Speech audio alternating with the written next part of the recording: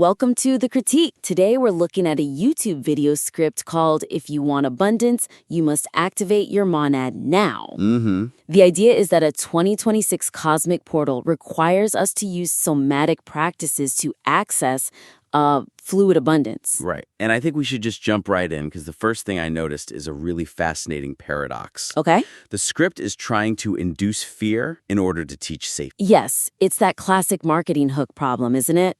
You want that click, so you spike the person's cortisol. Exactly. You've got language like opportunity vanishes or spend decades waiting. And my favorite, 99% of humanity will miss. It's all very high stakes, very FOMO-driven. For sure. But then the entire solution offered later in the script hinges on, achieving a state of somatic receptivity. Which requires the nervous system to feel safe, relaxed. The exact opposite of fight or flight. So by scaring the listener in the first 30 seconds, you've chemically blocked them from getting the result the video is promising. You're poisoning the well before you offer them a drink. Just doesn't work. You cannot scare someone into a state of feeling safe. But, we have to be realistic. This is for YouTube. If you just open with, hey, relax whenever you feel like it, nobody's going to watch. I agree completely. We're not saying get rid of the urgency. We're saying align the type of urgency with the goal. Okay, so what's the shift? Right now, it's all fear of loss. Don't get left behind. Yeah, which implies you're weak, you're a victim. What if we reframe the urgency as acceleration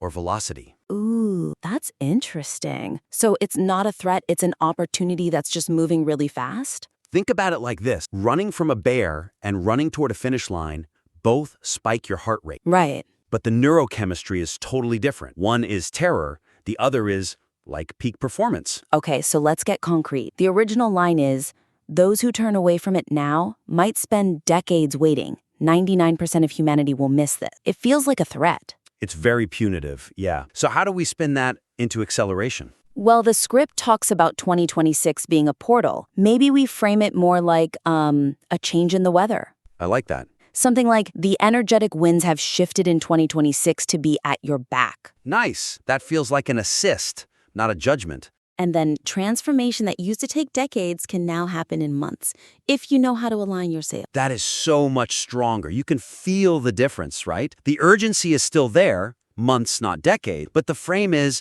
this is the moment you've been training for. It validates the listener. It makes them the captain, not just the passenger about to miss the boat. And it aligns with the whole idea of flow that comes later. It has to be congruent. And that idea of respecting the listener, it actually leads right into the next big point. The science trap. The science trap, yeah.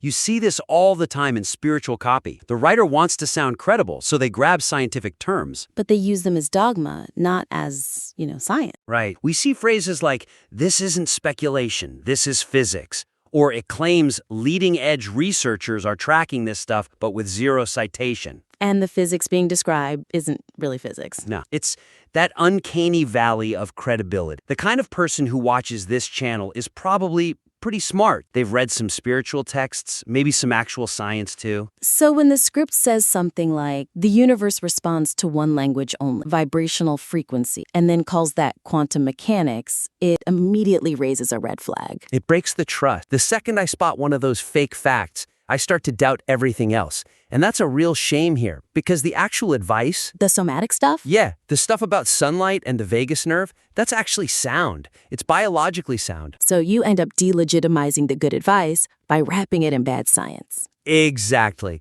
So the fix isn't to take the science out. It's to change the relationship to the science. We need to move from proof to analogy. That's the move. Use science as a metaphor to illuminate the spiritual idea, not as a false claim of fact. Okay, let's take an example. The script says, this isn't magic, this is physics. This is the law of resonance operating at its highest expression. It sounds so defensive, doesn't it? It does. It sounds insecure. How do we rephrase that? You use the magic words. Think of this like. Think of this like the physics of resonance. There you go. Just as a tuning fork vibrates when it meets its matching tone, your nervous system responds to the environment. Oh, that's so much better. It's an invitation. You're not asking them to believe a falsehood. You're just asking them to visualize a concept. And it's safer. No physicist is going to come after you for using a metaphor, but they will if you make a false claim about frequency shifts in 2026. And speaking of that, the script also mentions the Dead Sea Scrolls and Mayan prophecies, and then says traditional science struggles to explain this. Which is just a straw man. Science isn't struggling to explain it, it's just a different field of inquiry. It makes the writer sound naive. So instead, we should lean into it. Maybe frame it as ancient wisdom traditions seem to be aligning on this. Yes, keep the domains separate but parallel. They can support each other without being mashed together into something that weakens both. That whole idea of structural integrity is so important. And on that note, let's talk about the overall pacing.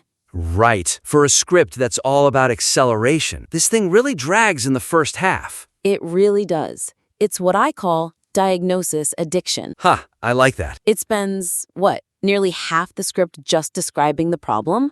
We get the cage, the lie, the prison, the framework. It goes on, and I get it. The writer thinks if I don't perfectly describe their pain, they won't value my solution. But the YouTube attention span is just not built for that.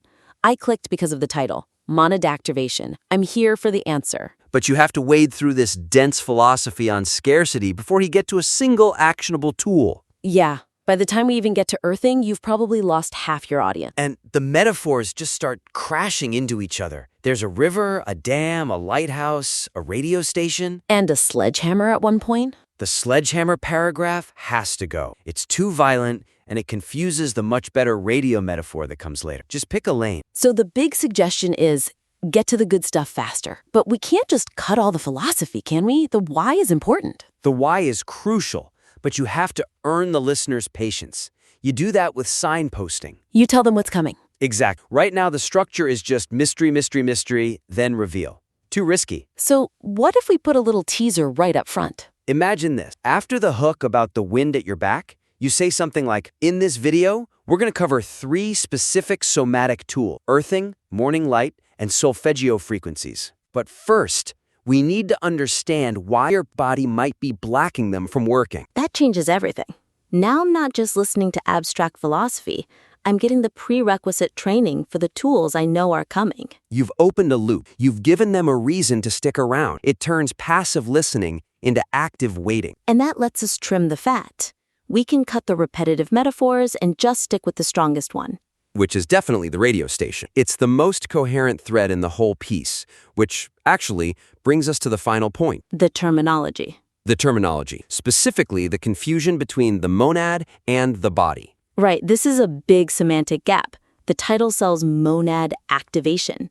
That sounds cosmic. It sounds valuable. It's a high-concept promise. But the actual solution? The thing you have to do is take off your shoes and walk on the grass, or breathe for a minute. It's the letdown effect. I waited all this time for this huge cosmic event, and the answer is something my yoga teacher told me to do 5 years ago? It feels like the scale of the solution doesn't match the scale of the promise. The listener thinks, that can't be it. Unless we build a much stronger bridge between the two. We have to explicitly frame the biology as the only gateway to the spirituality. We need to validate the simple tool as the key to the complex energy. Right. The script keeps the monad too abstract and floaty. Divine essence, holographic projection. It sounds like something outside of you. Like an external power source. Yeah, we need to ground it. So let's go back to our radio metaphor. If the monad is the broadcast signal from the station, then the body is the radio, the antenna, the receiver. And here's how we fix the letdown. We explain that the signal is always broadcasting. It's perfect. The monad is fine. It doesn't need activating. It's the receiver that's the problem. The receiver is full of static, and that static is cortisol, tension, survival mode. I see. So you're not just doing breath work to calm down? No, you're clearing the static so you can hear the music. That's the reframe. It is. Let's apply it to the breathing exercise. The script says, inhale for 4, hold for 4, exhale for 8. This activates the parasympathetic nervous system. Which is true, but it's very clinical. It sounds like a textbook. So how do we elevate that with the new frame? We could say something like, this isn't just about relaxation. This is about tuning. Yes. Keep going. When you extend the exhale to 8 seconds, You're mechanically adjusting the dial on your biological radio. You're moving off the frequency of survival static and locking onto the clear signal of the monad. That lands so much better. It gives the simple action a cosmic significance. It connects the promise to the practice. It creates meaning, and it also solves the science trap from before. A radio is a physical object. Resonance, frequency, tuning, these are all grounded physical concepts that work as a metaphor. It's a strong enough metaphor to hold the entire argument without collapsing. And it ties all the way back to our first point about safety. The radio doesn't have to fight for the signal. It just has to be receptive. It has to be tuned. So if we pull it all together, it's a much more cohesive script. A totally different piece. You start with urgency, but it's the urgency of acceleration, not fear. Then you signpost the practical tools so the listener is invested in hearing the philosophy. You replace the shaky science claims with a powerful, consistent metaphor. The body is a radio. And when you deliver the somatic practices, you frame them as the specific act of tuning that radio. It shifts the entire tone from surviving a threat to actively engaging with an opportunity. That's it. The script wants to be about rocket fuel, but it's framed like it's about hiding in a bunker. This makes the practices feel empowering. I'm grounding myself to charge my system, not I'm grounding myself to calm my anxiety. That's a critical distinction for this audience. They want to be masters of this new energy, not just survive it. And the script itself needs to embody that calm mastery. What about the outro? The script asks for a one-word comment to anchor the frequency. It's a standard YouTube engagement tactic. It's fine. But after everything we've built, asking them to just type yes feels weak. It is a bit of a letdown. If we've spent the whole video on this radio metaphor, the call to action should close that loop. So instead of I am ready or yes, it could be I am tuning in. Or even better, signal received. Signal received. I like that. It confirms that the process worked, it validates the time they spent watching. And it makes the act of commenting feel like part of the exercise. The raw material here is really good. The writer has their finger on the pulse of this 2026 consciousness shift. For sure. The intuition is spot on. The execution just needs to trust its own value a bit. You don't need fear tactics when the promise of flow is so compelling. So we invite the writer to take these ideas, pivot from fear to acceleration, use science as a metaphor, and really build out that body as antenna concept. Right. Clear the static, refine the signal. And please send it back to us. We would love to see the next draft. That's it for this critique. Keep writing.